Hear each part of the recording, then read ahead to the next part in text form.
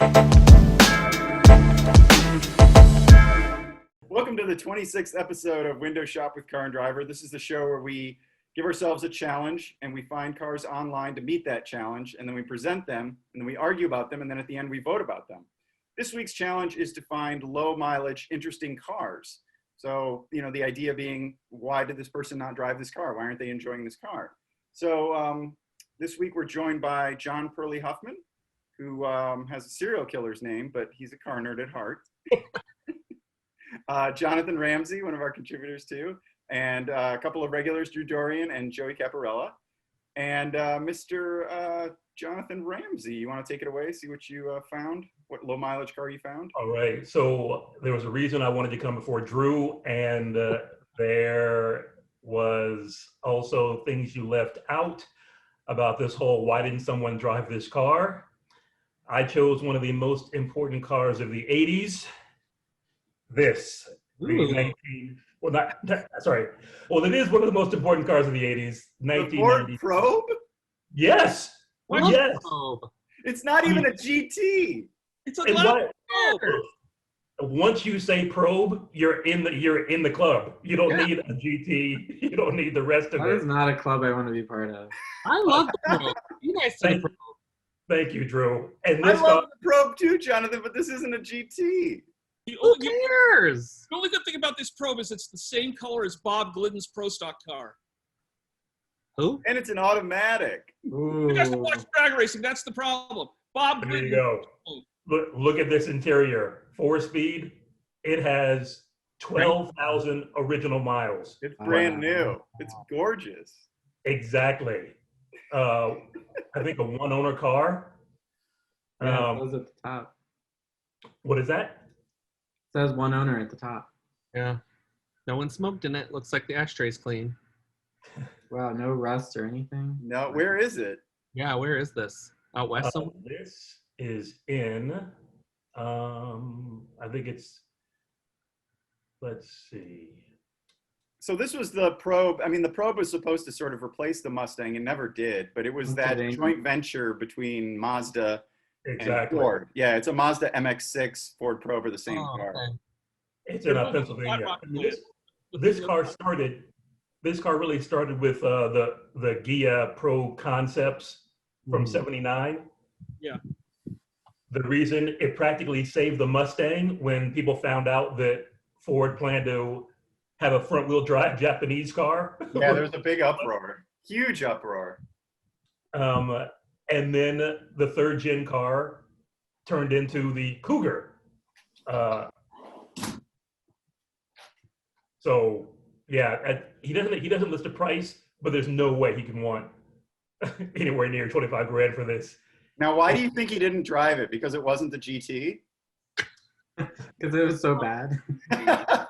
I think This one because it's like, it's got crank windows and it's like, pretty basic. So It's a time capsule. It's totally a time capsule, which is the ideal, which is sort of what I was hoping we'd find. That badge. I love that Probe badge. It's so 80s. First owner's name was Hertz. Ford gave us what, Pearly? The first owner's name was Hertz. That's a rental car. yeah, baby. Yeah. This was purchased for top dollar off the lot, and the guy, he must have known one day this is going to be valuable. This is like the Italian lamp leg in Christmas Story. He knew this was going to be special. But there's no price on it, so how do we know if it's valuable? It doesn't even have the color coordinated. Remember they had a a burgundy stripe like piece of plastic that went around the interior on the dashboard. This one has the space for it, but it doesn't have it because it's not the GT. That's how you know it's a base model. Well, actually, you know it's a base model because only the base models had, is it in there? The LX and GT had a CD player, and this one doesn't, only has a cassette.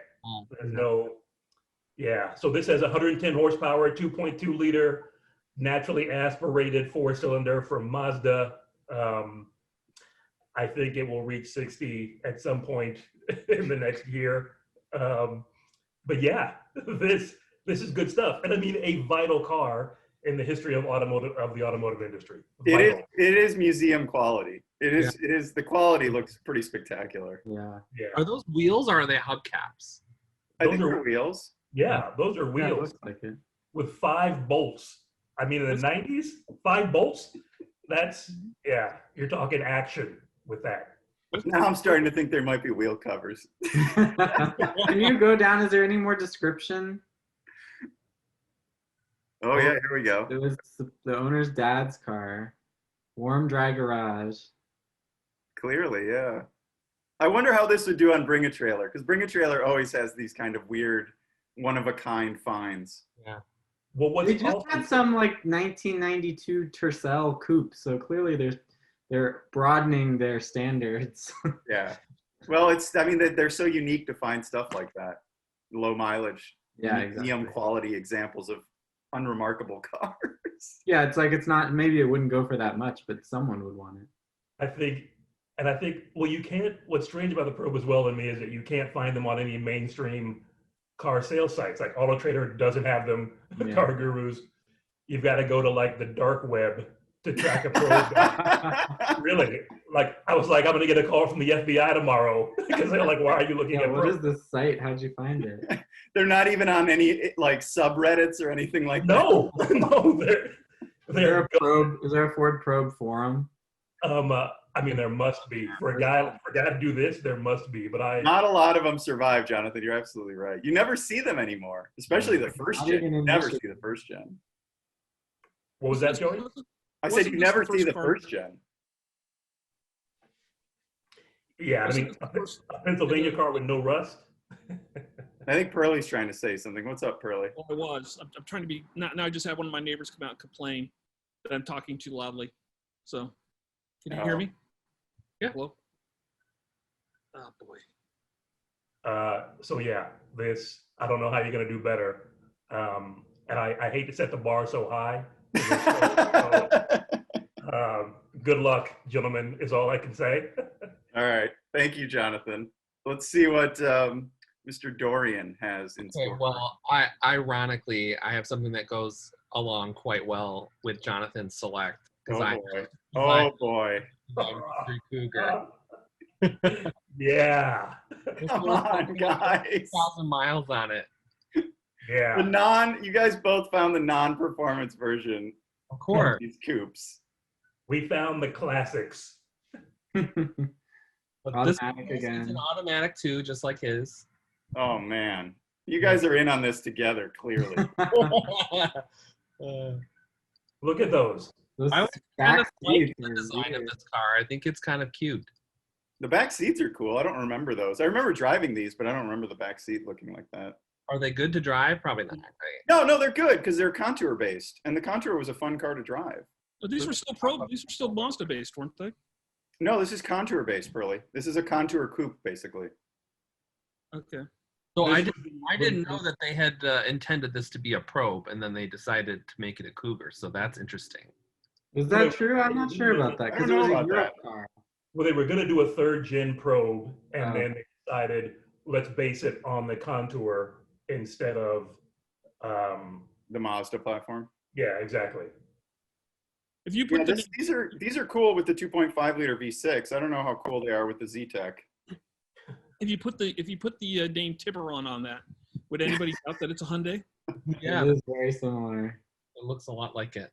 But this one's for sale for under $7,000. It's only got 13,000 miles on it. So You're way under budget. That lowmiles.com, the lowmilecars.com. What else? Yeah, what else did they have? well, I don't know. Let's look. I'm doing a broadcast, so podcast. Don't worry about it. Nobody cares. Oh, this website, awful. I don't know. I'm not gonna go in here and look too hard, but I mean, it looks like they've got a lot of these have a lot of miles on them. So I don't know. About low. What's their definition of low? Here's an 11,000 mile Ford Flex. Wow. Yeah, but it's only a year old. Yeah, it's pretty new. Yeah, I don't still know about that still Cougar. think the Cougar is a good find for this topic, just It because. definitely raises the question: why didn't somebody drive this more? Yeah, it's just such a normal car. Right. You know, the thing is that Cougar in college had a silver one, but I'm pretty sure hers had the V6, and I just always thought like that here's is- here's the thing. If you read the story, and I think this is a lot of these cars is that you're about 20 years old. What it is you get to be 65 and you buy a car on your retirement. And then what happens is that you don't drive it very much because you don't go as far as you thought you would go. And then you die and it gets sold out of your estate. And that's what probably happens why a lot of these cars are about 20 years old. Yeah, I Right. believe it. And it probably gets sold to another 65-year-old because why? It's a perpetual cycle. They never get any miles on them. But the key to buying a low mileage car, because I've bought a couple of, over 20-year-old cars with under 30,000 miles on them, is just to make sure that somebody took care of it and maintained it. Because if it just sits, cars don't like to just sit. No, that's not good either. The BMW I bought, I had to go through and replace hoses and belts and replace a lot of stuff. The listing has a 5-speed Better out here manual. in the office. And then that's a cup holder for the backseat passengers? Oh, yeah, luxury. Exactly. Curly, are you getting heckled by your neighbors? My neighbors are coming by and saying hi because I'm so beloved. Oh, okay. Those steering wheel buttons.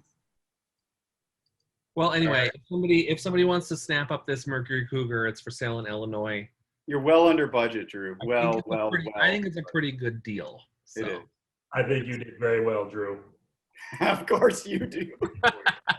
Because it's the truth. That's why I think that. Thanks, Jonathan. All right, Mr. Huffman. If your neighbors will allow you to present, it is your turn, sir. Curly. Okay, here we go. I'm going to win this. I'm going to win this competition today. I can't wait. This is a 1984 Toyota Celica Supra Wow. with only 6,600 miles on it, Go through the photos. 5-speed. Go through the photos. And okay, hold on. Talk How while you're much going is it? through the photos. I know it's difficult to do two things at once. It was $29,000. So That's over budget, but we'll allow this one was it. worth. It's worth allowing in. So nice. This is a perfect 1984 Toyota. It was ordered by an enthusiast who was part of a Toyota club. I think those are original tires The too. original tires What?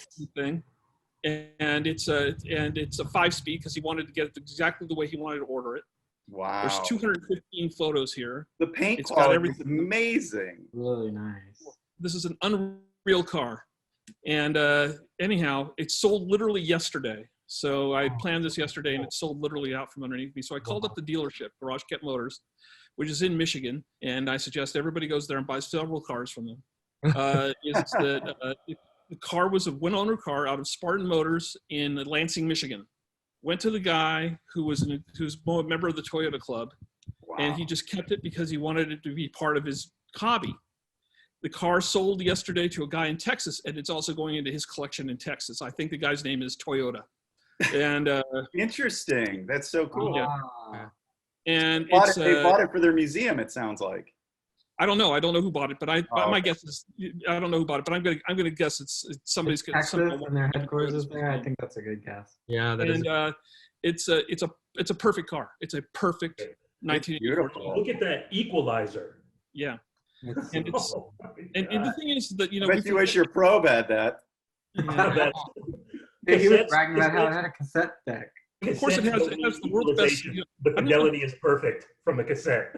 Yeah, I don't know if you guys remember these seats. These seats were the best seats in the history of sitting. People invented butts in order to sit in these seats. That's how good they were.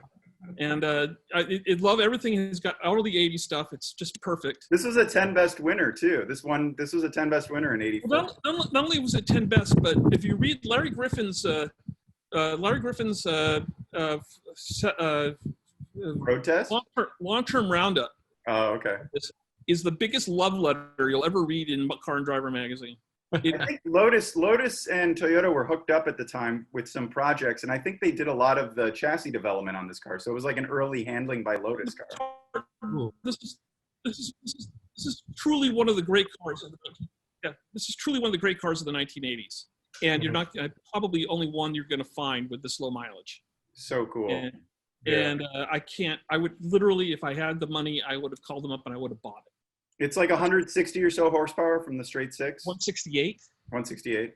And but the thing is, you remember, it's just such a good handling, perfect car, a car that really set Toyota up for the, this is the third generation. This is the second generation car. The fourth generation car now sells, if you can find a super turbo fourth generation car, those are $100,000 cars. Right. A lot of miles. I don't think these will ever get there, but this is a really special example.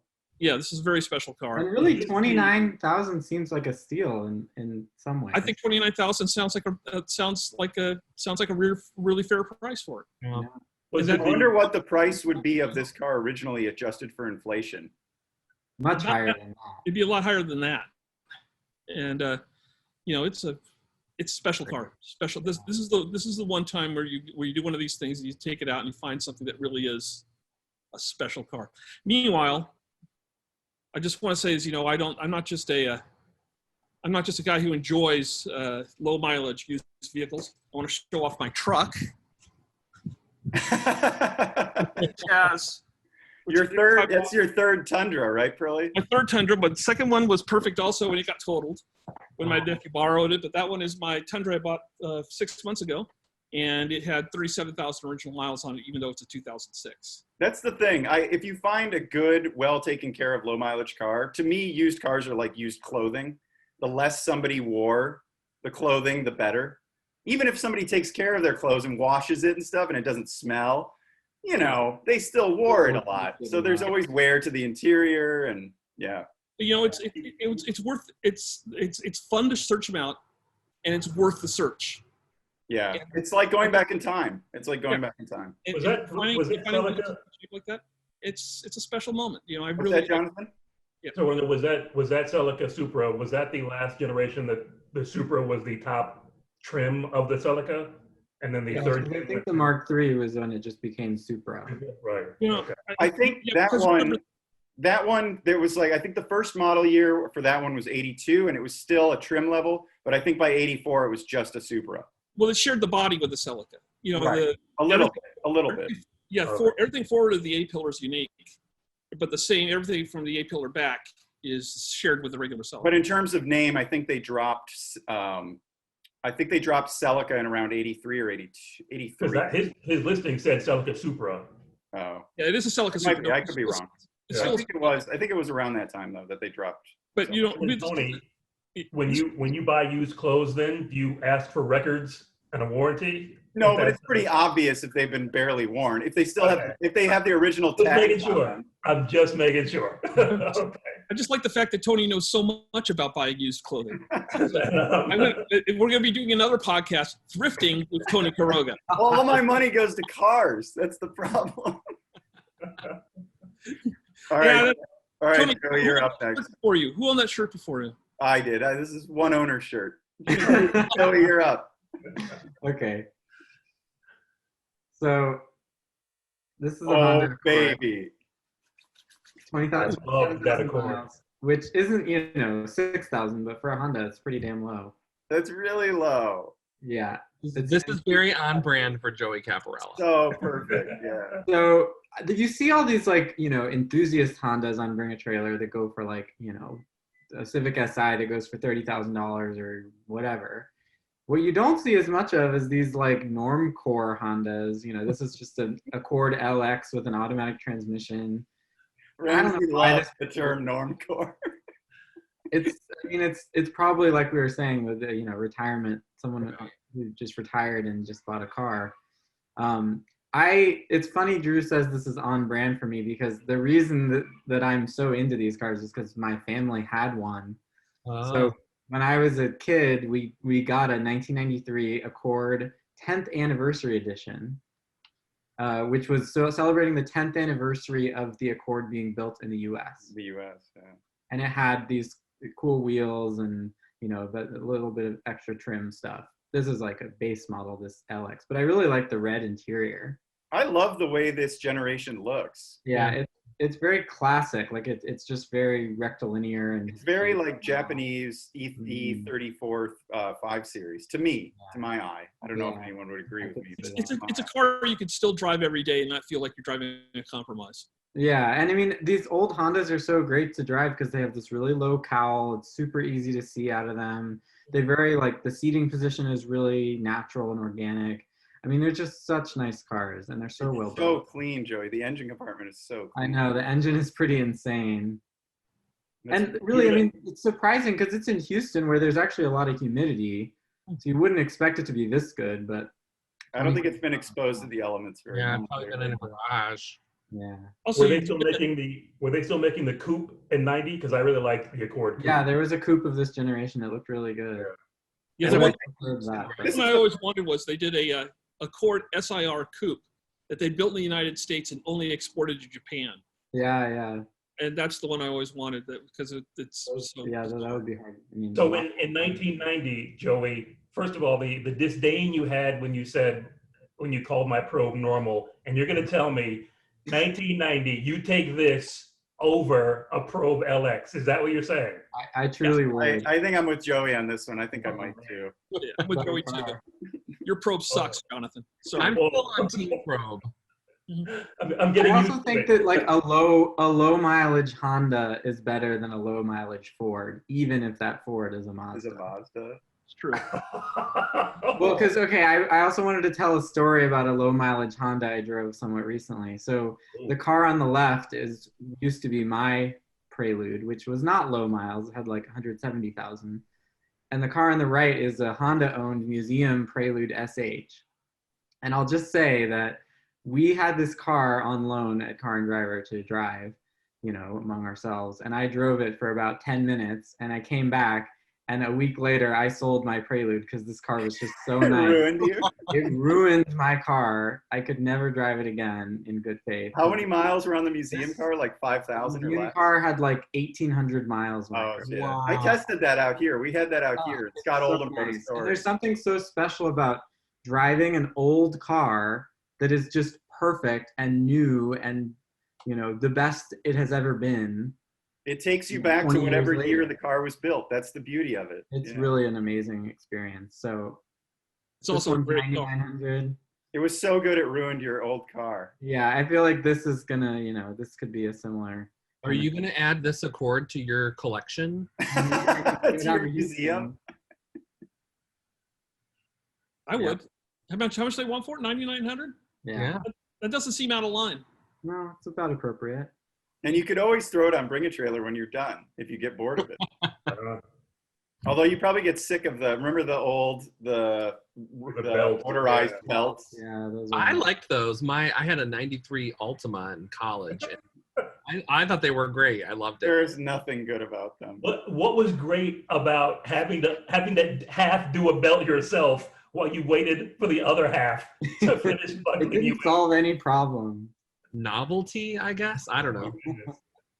Yeah, I think they put airbags in it the next year because this is the Yeah, first year of this generation. I think they put airbags in it the next year, or either in 91 or 92, and then the belts went away. Well, Well, my family's 93 definitely had airbags. Yeah, I think the requirement back then was only driver's side. You didn't have to have a passenger side airbag. Yet. right. But it was either motorized belts or airbag.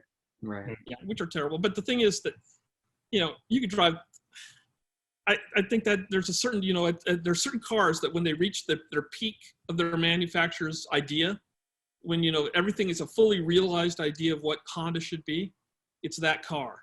Just like if you take an XV10 Camry, that's the perfect Toyota. Yeah. It's not the most exotic Toyota. It's the one that embodies everything that Toyota should be. Yeah, This the is Honda was beautiful. really hitting all the right notes. Right. This is everything you wanted a Honda to be, and it's a great car. Yeah. All right. Thank you, Joey. Sure. I think I'm next. I have my car's sort of a weird mix of, well, you'll see.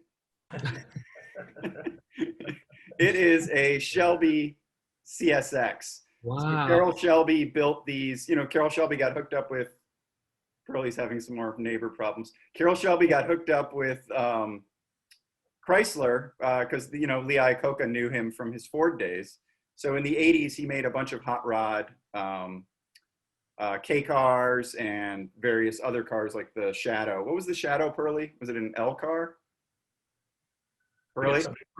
Yes, L car. It was an L car. Yeah. So Shelby came in, made these hot rod versions. This one has 175 horsepower.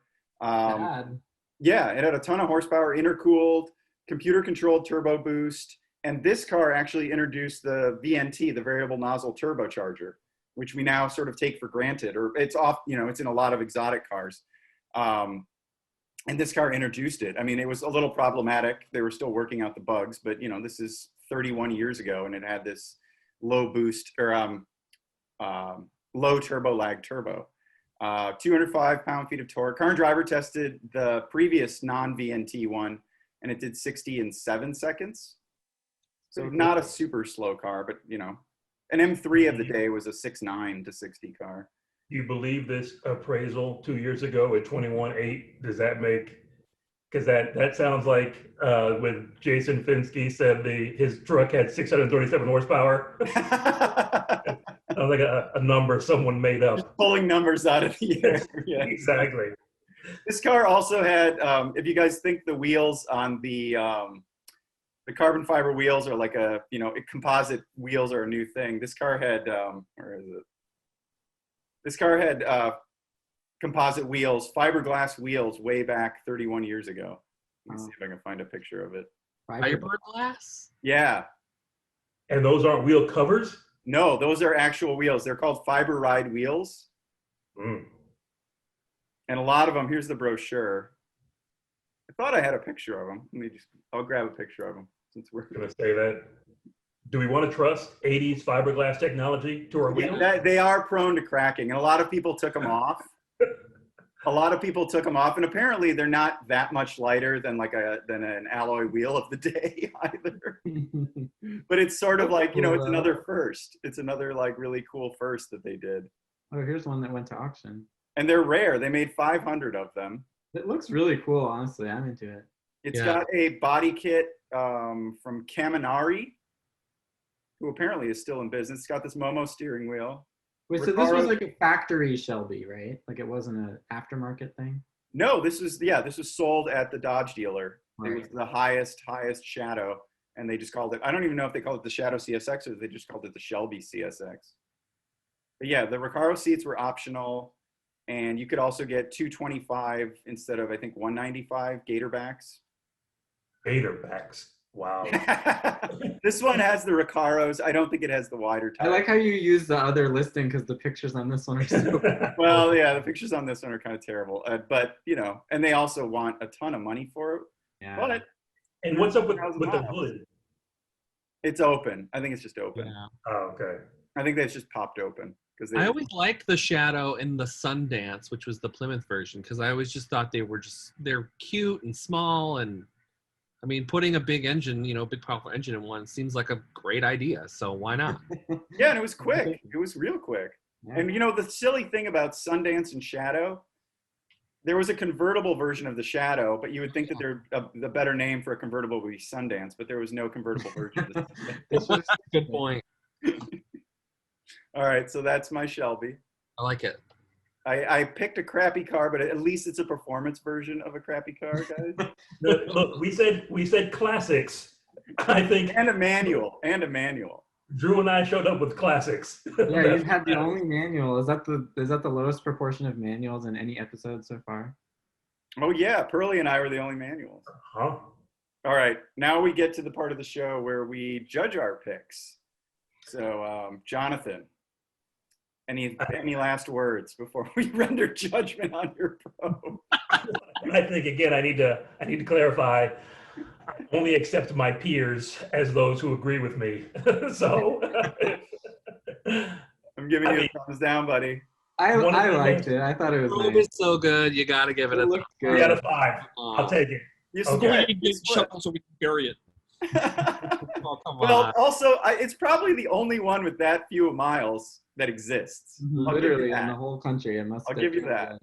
If Ford wants to buy one for the Henry Ford Museum, they know where to go. A base model probe. All right, Drew, you're up next with your Cougar. My Cougar. Let me see them thumbs up, guys. The Cougar is bomb. I'm not into that one. What? Come on. Rude. How does that? Ugly Oh. and slow. If it was You the said ugly? V6, if it was the V6 manual, I'd be all about it. I tried to find a V6. I couldn't. They all had high miles. So, Right. Because people actually wanted to drive them. yeah, that's true. All right, Mr. Huffman and his Toyota. You were over budget, but Yeah, but everybody's gonna that's a say beautiful this car. it was Oh, over. the episode. Who doesn't love an 80s Supra? And Joey, the Honda Accord. Normcore. Safe and sensible. Oh, you got all thumbs up, Joey. Yeah. Unanimous. And my Carroll Shelby CSX 1 of 500 introduced the variable nozzle turbo and composite wheels to the world. I like it. I think it's You don't need to sell the car anymore. I'm gonna, Sideways? this pains me. Oh, but yeah. Oh, you got it. hurts me. But It's I'm hard gonna. to get that Ramsey vote. All right, guys. Well, that brings us to the end. Thanks for watching. Be sure to hit the subscribe and like button if you enjoyed this, and we'll see you all next week. Okay. Thanks, Bye. guys.